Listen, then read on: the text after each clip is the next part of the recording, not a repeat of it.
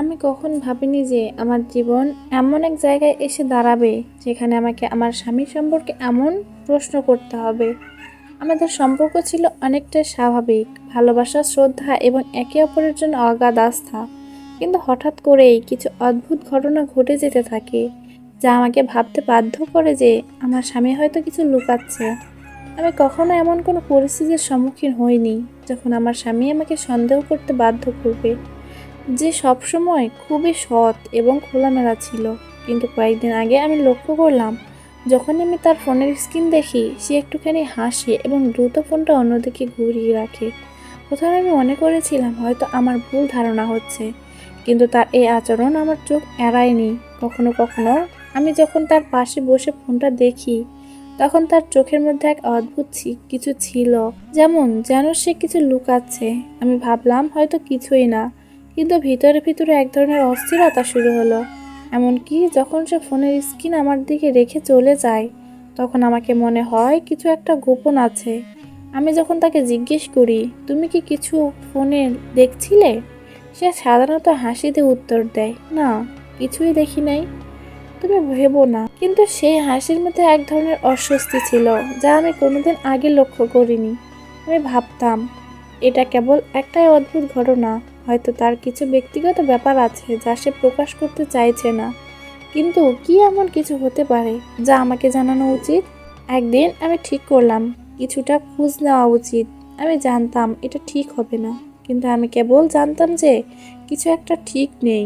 তখন আমি তার ফোনে গিয়ে কিছু পুরোনো ডিলেট মেসেজের মধ্যে দেখতে পেলাম কোনো এক কথোপকথন ছিল যা আমি কখনো জানতাম না।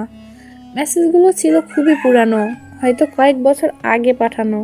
সেখানে কিছু কথা ছিল যেগুলো আমার মনোযোগ আকর্ষণ করলো।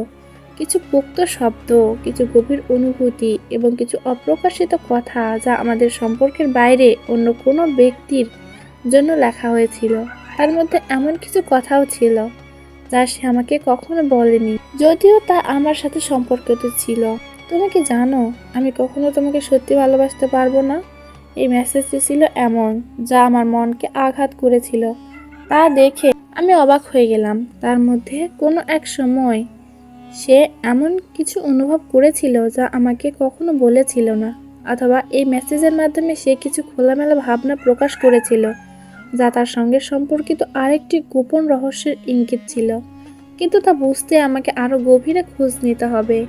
আমার অনুভূতি অনেকটাই দ্বিধাগ্রস্ত হয়ে গেল। তখন আমি তার কাছ থেকে কিছুটা সময় নিতে চাইলাম। আমি তাকে সরাসরি বললাম, তুমি কি আমাকে সবসময় ঠিকঠাক বুঝতে পারো?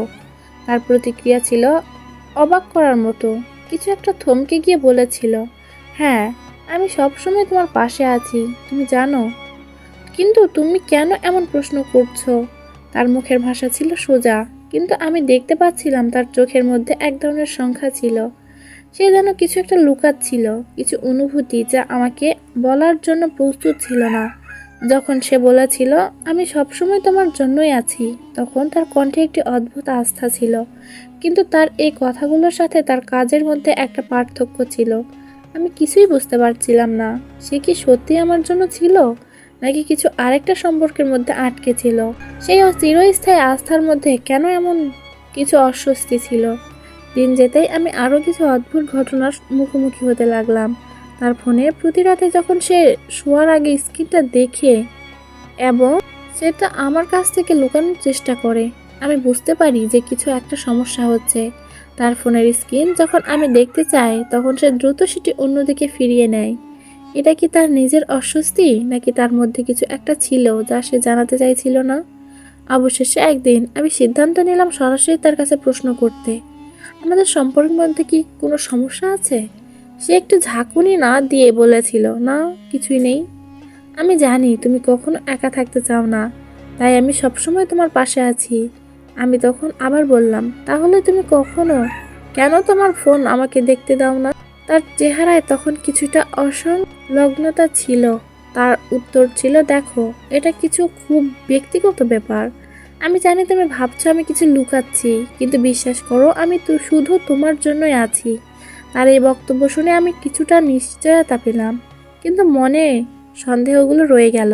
তার চোখের মধ্যে যে চাপা দাগ ছিল সেটি ছিল আরও স্পষ্ট।